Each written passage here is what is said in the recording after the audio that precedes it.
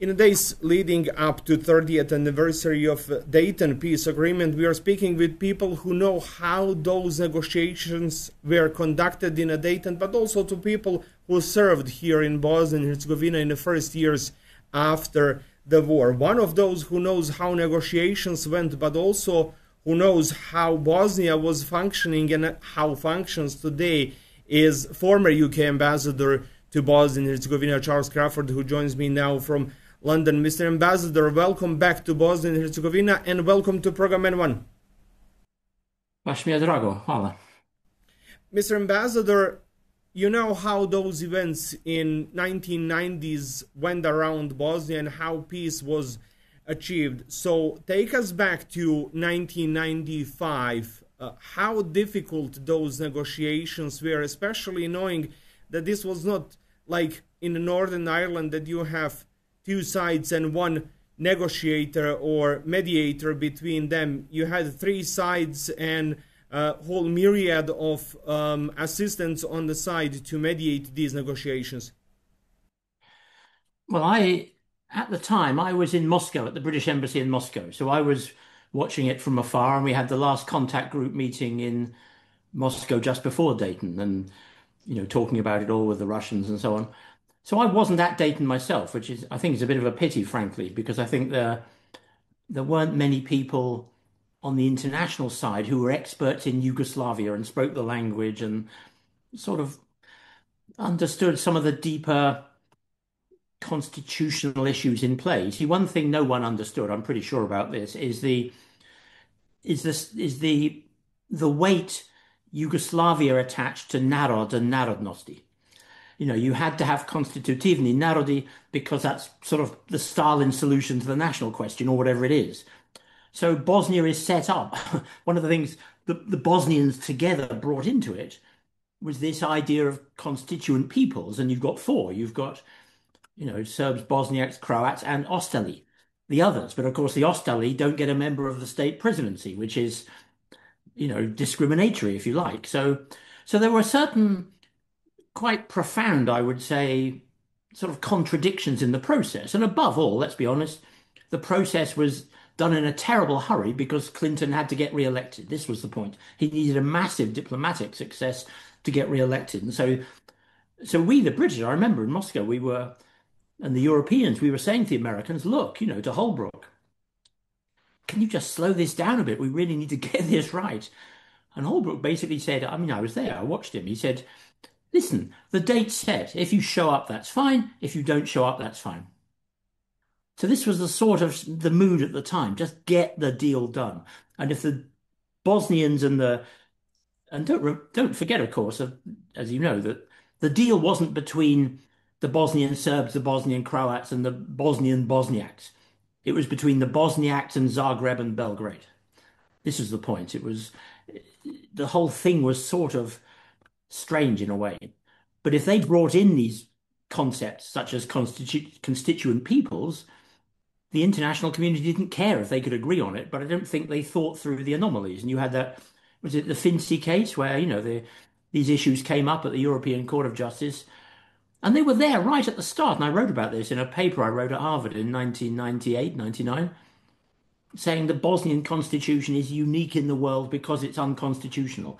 Because on the one hand, it incorporates the European Convention of Human Rights, but on the other hand, it incorporates voting arrangements, which on the face of it are discriminatory. This is sort of ridiculous. And if you build a big building on rather, I don't know what to say, rather doubtful foundations, you end up with a building built on doubtful foundations.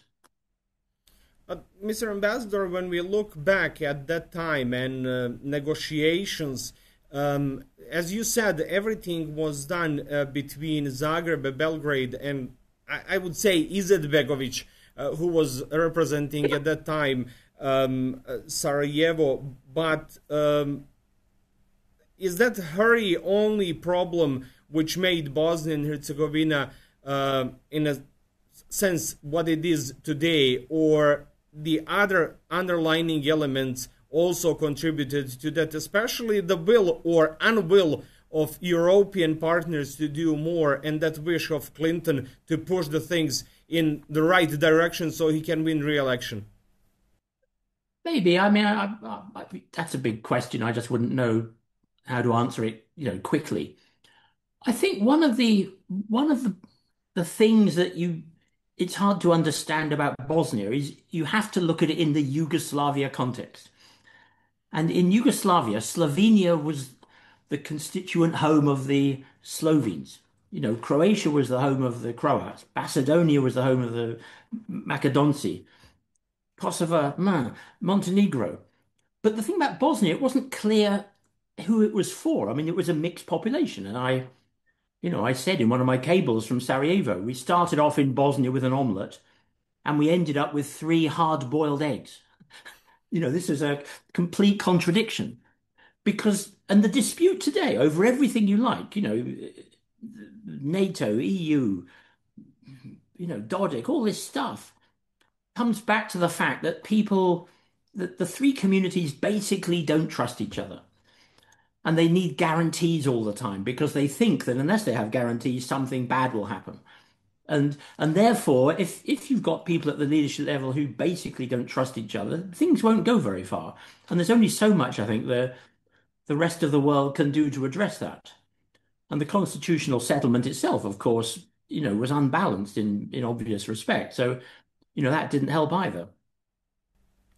But Mr. Ambassador, when we look back at that time, there was also sense that when the delegations came in, they had their own views and their own wishes and everything what they wanted to do there, and then there was a splitting between them how to achieve something. And since that time till today, we have that limbo between European view and American view, and it didn't ended since Dayton Peace Agreement.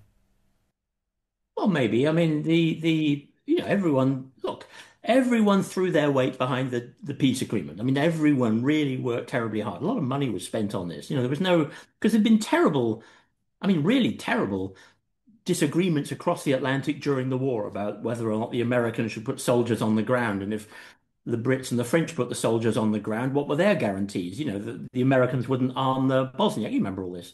It was a really bad atmosphere. I mean, people who'd been friends for years, diplomats, were fighting each other. It was awful. So after Dayton, people made a major attempt to say, look, okay, let's make this work.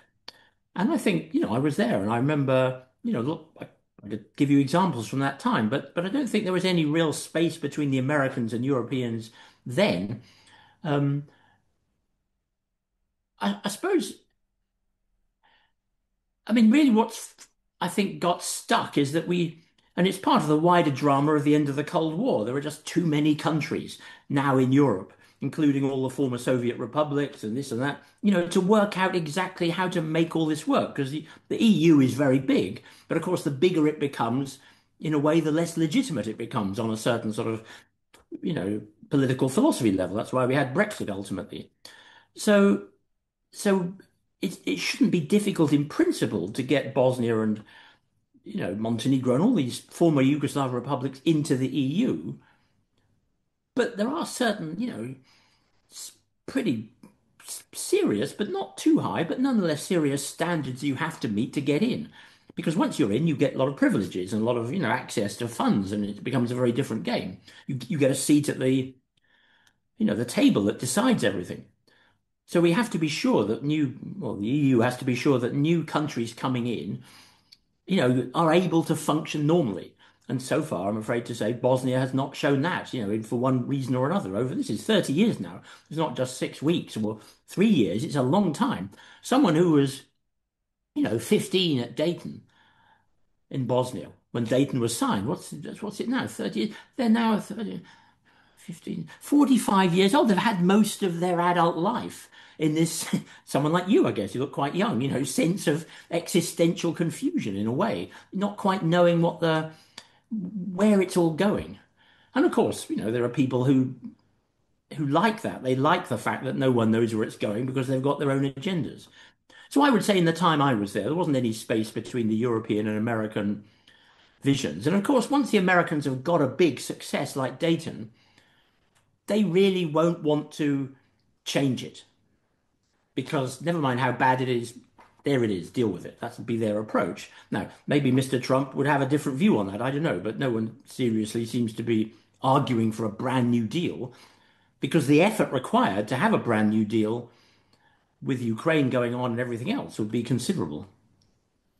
Mr. Ambassador, let me take you back to your time here. How do you remember that time when you served here, and what was the most challenging for you, like UK ambassador? Because we know in Bosnia, when American ambassador and UK ambassador are speaking, most of the people will listen what comes out of those two embassies. Well, the biggest challenge was actually building the embassy. I had four different places I lived in 2 years because, just trying to find somewhere to live and the physical challenges of it all. And '96, it was tough. Um, I suppose I mean, you see, if you're implementing a peace agreement, there's big things you have to do. You have to hold elections, but there's also hundreds and hundreds and hundreds of little things you can do to make a difference. So, for example, the number plate issue. How do you guarantee freedom of movement? Carl Bildt and his people came up with that clever idea of having number plates where the letters are the same in Cyrillic and Latin. But before that, people were throwing stones at cars from Banja Luka or whatever. It was a mess. Getting bus services going was difficult. I'll tell you one thing, which was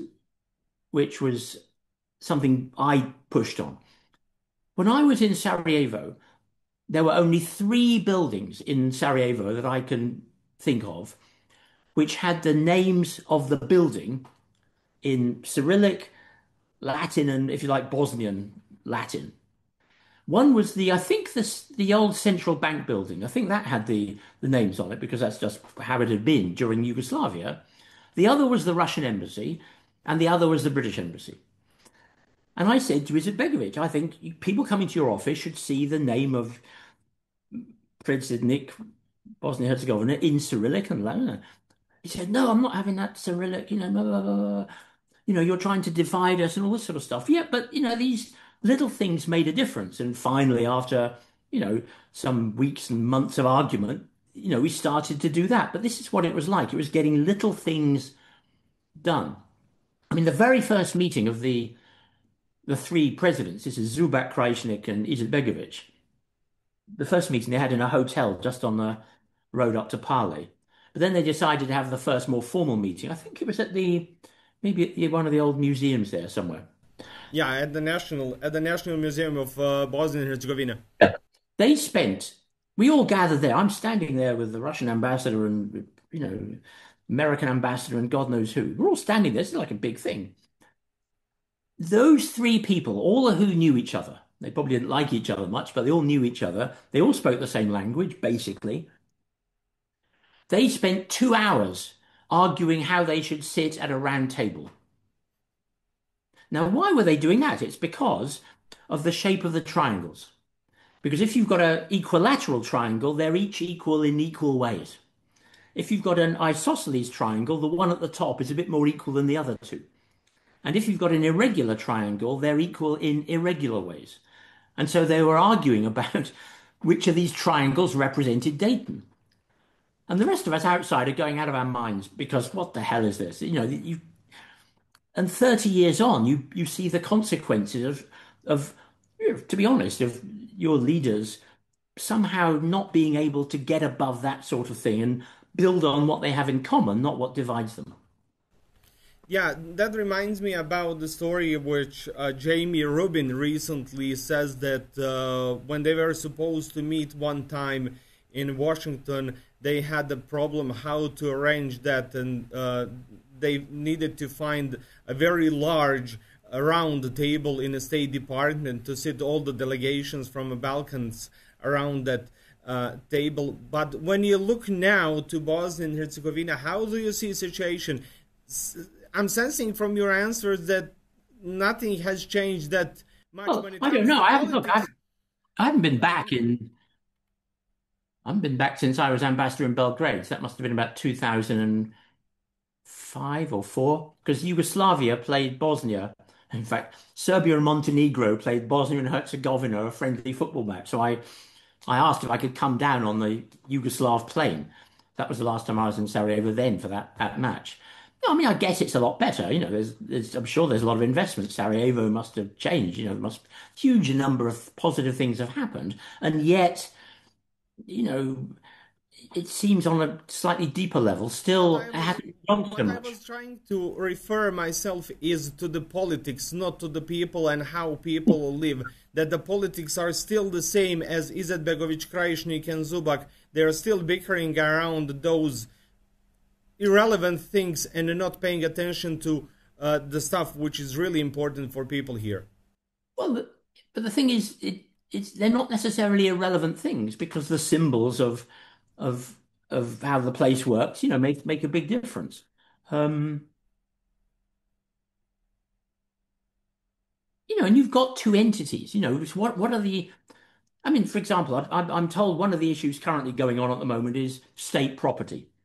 So if in Republika Srpska they strike oil, or if they find rare earths, whatever those things are called in Bosnian, valuable minerals, do they all belong to Republika Srpska, or are they somehow to be shared on a national level? Now, that's a good question. Probably every country in the world has that. We have it in the UK with Scotland and the oil in the North Sea. How should that be shared out? No, I can understand how those issues are very sensitive, but there ought to be ways in principle of resolving them in a way which is sort of forward looking. But I think the trouble is that everyone wants ethnic fire insurance. This is the point. I said to Izet Begovic once, look, you're the biggest. We had a chat and he came to my house. This is father, senior Izet Begovic. He came to my house. We just sat in the garden talking before he left. And I said, look, Bosnia will not be better than the SDA party. You've got a very strong position. It's up to you to be generous. Because if you're not generous, the others won't be generous. That's for sure. Maybe you've got to take some risks, but you nonetheless have the guarantee that you are the biggest community here. He said, look, you think we're the biggest community here. You're right in Bosnia, but look, it's 2 million Bosniaks surrounded by 14 million Serbs and Croats. That's what we're dealing with here. And he said, there won't be, until we feel safe, he said, there won't be ethnic disarmament, etničko razoružanje, for 50 years. That's the trouble. How do you achieve etničko razoruž? Is that the word? Razoružanje? Ethnic disarmament. And if all sides feel uneasy because of that, and I think this is actually the consequence of not having, social democrats and other Bosnian leaders at Dayton. The Serbs were represented by Milosevic, war criminal. Croats were represented by Tudjman, probably who, if he'd lived, he would have been indicted as well. The sort of voice of sensible people wasn't represented there. And that has led to attitudes which have just been very hard to shift, it seems. Mr. Ambassador, when we speak about Bosnia and the Balkans today, it doesn't go well when it comes to the European Union. Some countries, yes, have become members of EU, and some countries are member of NATO too. But when it comes to Bosnia and Serbia, doesn't go well, especially when it comes to Serbia and Kosovo. Well, it doesn't go well, but I remember I met Zoran Djindjic just literally a day or two before he was assassinated, and we were at a party which was actually, reception um, to mark the fact that Serbia and Montenegro had finally signed that Serbia-Montenegro agreement, which just collapsed a few years later. And I said to him, look, this is great, Mr. Prime Minister. The way is now open. This is when I was ambassador in Belgrade. The way is now open for Serbia to move towards European Union membership pretty quickly. He said, well, we're going to do everything the European Union wants because most of this stuff is pretty good, modern reforms. We need all that anyway. And when we've done all that, then we'll decide if we want to join. Even Djindjic, who was one of the smartest people in the former Yugoslavia, deep in the DNA of Belgrade is the idea of nešto između, nesvrstanost. Not being, never quite committing to one or the other, trying to play games between these different global powers, if you like, global tendencies. So even for Djindjic, he was, even he wasn't sure whether Serbia would be better off like something like Norway, for example, which is part of Europe and integrated, blah, blah, blah. It's just not in the EU. And I don't think that's a bad policy. Nothing wrong with that. Look at the British, we're not in it either. But I think